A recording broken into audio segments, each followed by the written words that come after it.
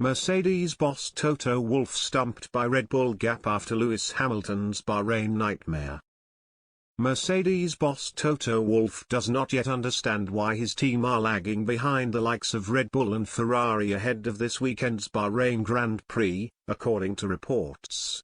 Lewis Hamilton and George Russell look set for a long weekend in the desert after struggling to meet their usual high standards in Friday's practice sessions, with the German outfit's new W13 Challenger proving to be a handful over the course of the day's running.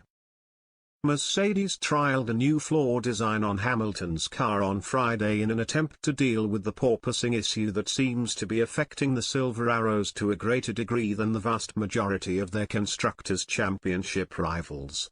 The update did not appear to have the desired effect, though, with Russell finishing above his teammate at the end of FP1 and FP2 to send the team's aerodynamicists back to the drawing board.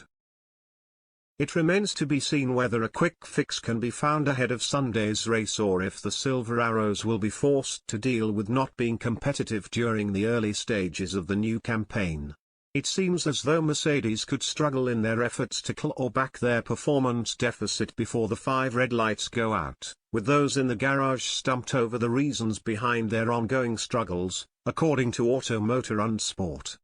The report claims that Mercedes were fully expecting to be adrift of Red Bull at the Bahrain International Circuit but are struggling to get to the bottom of the issue. The Silver Arrows are half a second off the pace over the course of an entire lap, with almost 4/10 being lost on the run down to turn 1 alone. The Mercedes car is said to be particularly lacking in straight-line speed, a setback which is partly due to the porpoising that was clearly visible on Hamilton's car during FP2.